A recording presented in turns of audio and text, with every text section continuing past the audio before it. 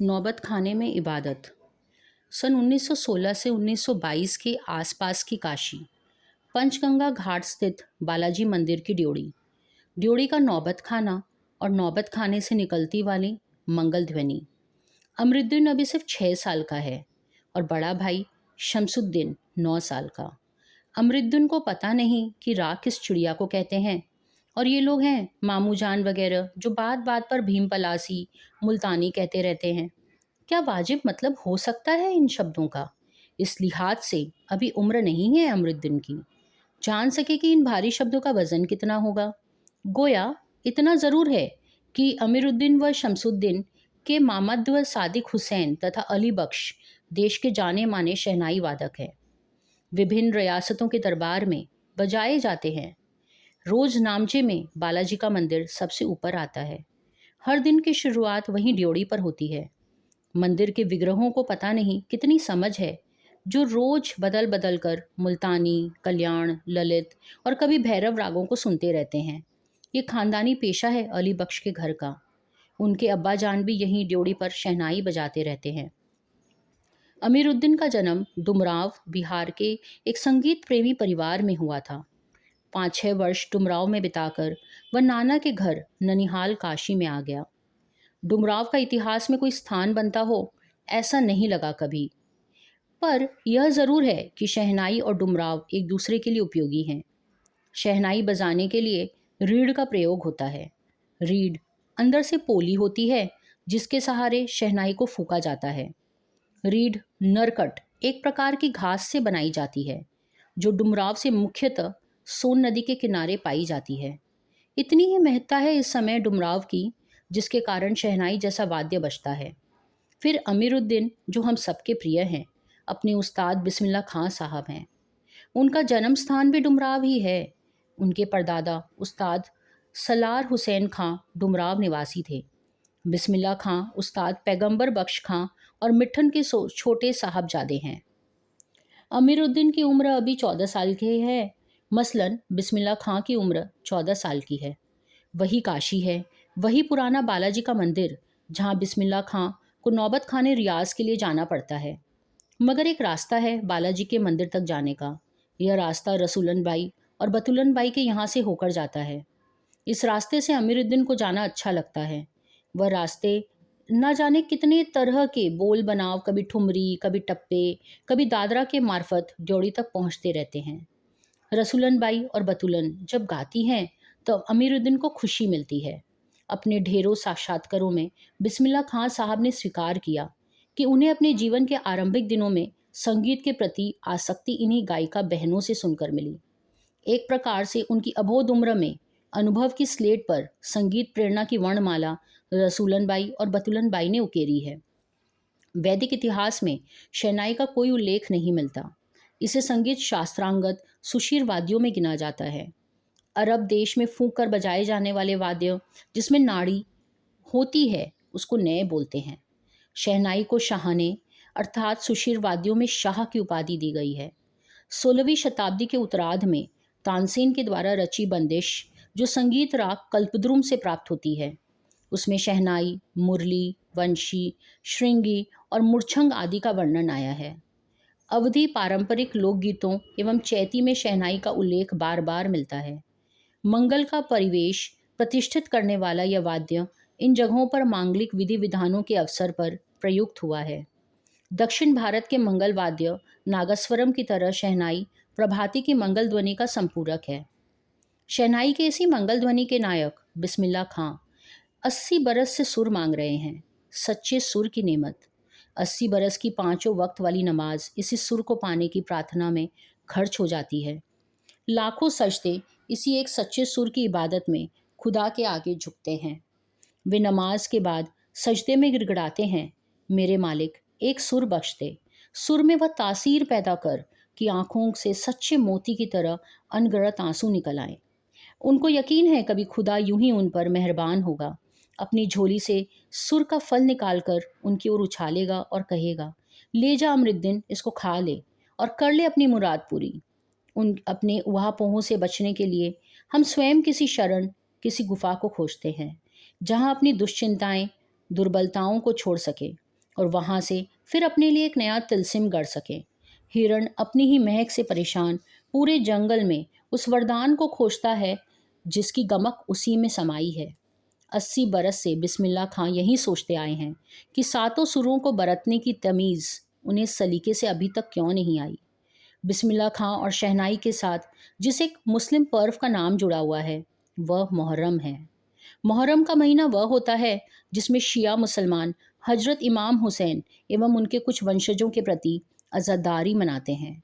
पूरे 10 दिनों का शोक।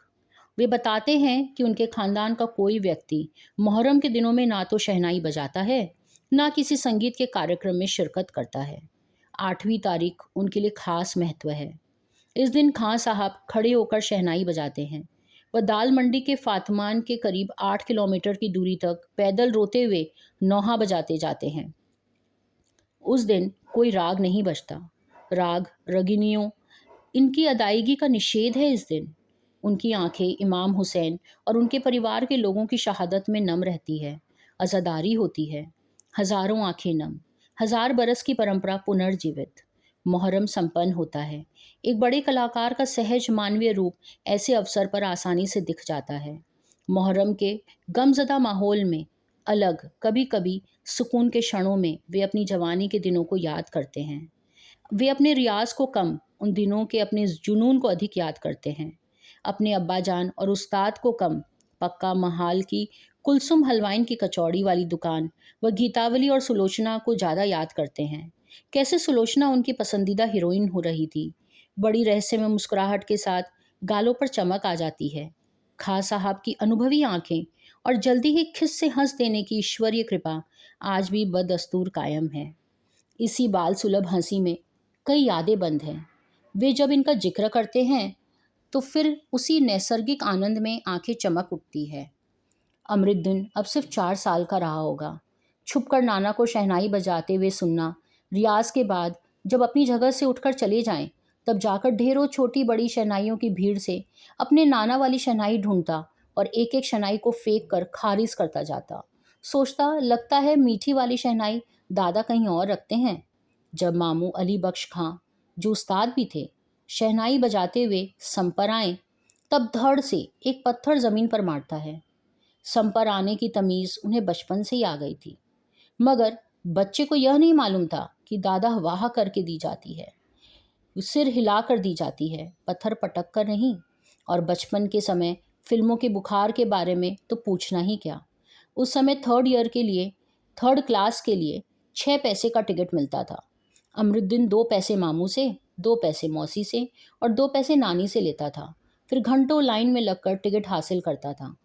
इधर सुलोचना की नई फिल्म सिनेमा हॉल में आई और उधर अमरुद्दीन अपनी कमाई लेकर चला फिल्म देखने, जो बालाजी मंदिर पर रोज शहनाई बजाने से मिलती थी।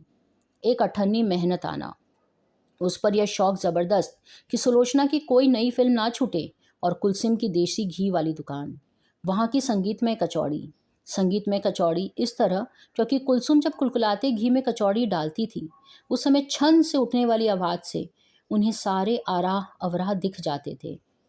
राम जाने कितनों ने ऐसी कचौड़ी खाई होंगी, मगर इतना तय है कि वे अपने खां साहब रियाजी और स्वादी दोनों थे। और इस बात में कोई शक नहीं कि दादा की मीठी शहनाई उनके हाथ लग चुकी थी। काशी में संगीत आयोजन की एक प्राचीन अद्भुत परंपरा है।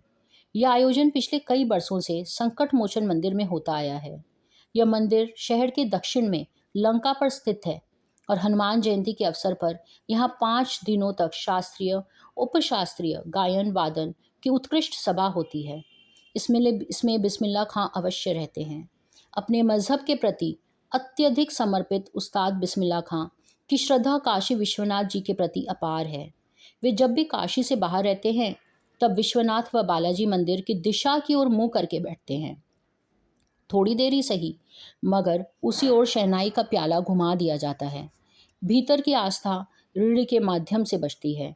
खां साहब की एक रीढ़ 15 से 20 मिनट के अंदर गीली हो जाती है, तब वे दूसरी रीढ़ का इस्तेमाल कर लिया करते थे। अक्सर कहते हैं, क्या करें मियाँ, ये काशी छोड़कर कहाँ जाए। गंगा मैया यहाँ, बाबा विश्वनाथ यहाँ, बालाजी का मंदिर यहाँ, यहाँ हमारे खानदान की कई पुश्तों ने शहनाई बजाई है। हमारे नाना तो वहीं बालाजी मंदिर में बड़े प्रतिष्ठित शहनाई वादक रह चुके हैं। अब हम क्या करें, मरते दम तक ना शहनाई छूटेगी ना काशी। जिस जमीन ने हमें तालीम दी, जहाँ से अदब पाई, तो कहाँ और मिलेगी। शहनाई और काशी से बढ़कर कोई जन्नत नहीं इस धरती पर हमारे लिए। काशी संस्कृति की पाठशाला है, शास्त्रों में आनंद कानन के नाम से प्रतिष्ठित। काशी में कलाधर हनुमान व नित्य विश्वनाथ हैं। काशी में बिस्मिल्लाह खां हैं। काशी में हजारों साल का इतिहास है, जिसमें पंडित कंठे महाराज हैं, विद्याधरी है, बड़े रामदास जी हैं, मौजुद्दीन खां हैं, व इन रसिकों से उत्प्रेत होने वाला अपार जन समूह है। यह एक अलग काशी है, जिसकी अलग तहजीब है, अपनी बोली, अपने विशिष्ट लोग हैं। इनके अपने उत्सव हैं, अपना गम है, अपना सहरा बनना, अपना नौहा। आप यहाँ संगीत को भक्ति से, भक्ति को किसी भी धर्म के कलाकार से, कजरी को चैती से, विश्वनाथ को विशालाक्षी से, बिस्मिल्लाह खां को गंगा द्वार से अलग करके नहीं देख सकते। अक्सर समारोह व उत्सवों में दुनिया कहती है कि बिस्मिल्लाह खां है। बिस्मिल्लाह खां का मतलब बिस्मिल्लाह खां की शहनाई, शहनाई का तात्पर्य बिस्मिल्लाह खां का हाथ, हाथ से आशय इतना भर कि बिस्मिल्लाह खां की फूंक और शहनाई की जादुई आवाज़ का असर हमारे सिर चढ़कर बोलने लगता है। शहनाई में सरगम भरा है। खां साहब को ताल मालूम है, राग मालूम है। ऐसा नहीं कि बेताले चले जाएंगे। शहनाई में 7 सुर लेकर निकल पड़े। शहनाई में परवरदिगार गंगा मैया उस्ताद की नसीहत लेकर उतरे।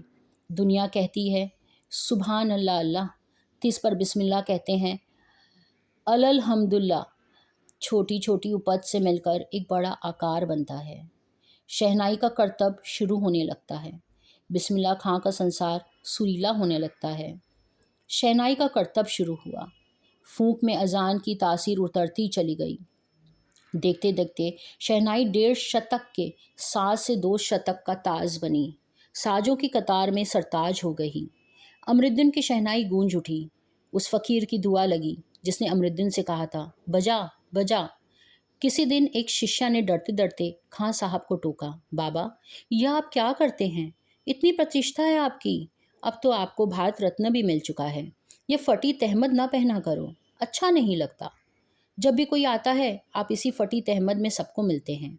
खां साहब मुस्कुराए, लाड़ से भरकर बोले, धत पगली, ये भारत रत्न हमको शहनाइया पे मिला है, लुंगिया पे नहीं। तुम लोगों को इस तरह बनाव श्रृंगार देखते रहते हो तो उम्र की बीत जाती, हो चुकती शहनाई, तब क्या खाक रियाज हो पाता। ठीक है बिटिया, आगे से नहीं पहनेंगे, मगर इतना बताए देते हैं कि मालिक ने से यही दुआ है, फटा सुर ना बख्शे। लुंगिया का क्या है, आज फटी है तो कल सी जाएगी। सन 2000 की बात है। पक्का महाल, काशी विश्वनाथ से लगा हुआ अधिकतम इलाका, इससे मलाई बर्फ़ बेचने वाले जा चुके हैं। खां साहब को इसकी कमी खलती है। अब देशी घी में वह बात कहाँ, कहाँ वह कचौड़ी जलेबी। खां साहब को बड़ी शिद्दत से कमी खलती है। अब संगीतियों के लिए गायकों के मन में कोई आदर नहीं। खां साहब अफसोस जताते हैं। अब घंटों रियाज को कौन पूछता है। हैरान है बिस्मिल्लाह खां, कहाँ वह कजली चेती और अदब का ज़माना। सचमुच हैरान करती है काशी पक्का महाल से, जैसे मलाई बरफ गया। संगीत साहित्य अदब की बहुत सारी परंपराएं लुप्त हो गई। एक सच्चे सुर साधक और सामाजिक की भांति बिस्मिल्लाह खां साहब को इन सब की कमी खलती है। काशी में जिस तरह बाबा विश्वनाथ और बिस्मिल्लाह खां एक दूसरे के पूरक रहे हैं, उसी तरह मुहर्रम, ताजिया, होली अबीर, गुलाल की गंगा जमुना संस्कृति भी एक दूसरे के पूरक है। अभी जल्दी ही बहुत कुछ इतिहास बन चुका है, अभी आगे बहुत कुछ इतिहास बन जाएगा। फिर भी कुछ बचा है जो सिर्फ काशी में है। काशी आज भी संगीत के स्वर पर जगती है, उसी की थापों पर सोती है। काशी में मरण भी मंगल है, काशी आनंद कानन है।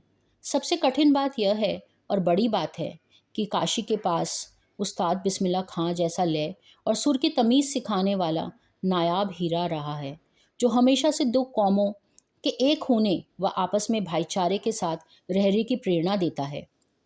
भारत रत्न से लेकर इस देश के ढेरों विश्वविद्यालयों की मानद उपाधियों से अलंकृत व संगीत नाटक अकादमी पुरस्कार, पद्म विभूषण जैसे सम्मानों से ही नहीं, बल्कि अपनी अजेय संगीत यात्रा के लिए बिस्मिल्लाह खां साहब भविष्य में हमेशा संगीत के नायक बने रहेंगे। 90 वर्ष की भरी पूरी आयु में 21 अगस्त 2006 को संगीत रसिकों की हार्दिक सभा से विदा हुए खां साहब की सबसे बड़ी देन हमें यही है कि पूरे 80 बरस उन्होंने संगीत की संपूर्णता व एकाधिकार से सीखने की जिजीविषा को अपने भीतर जिंदा रखा।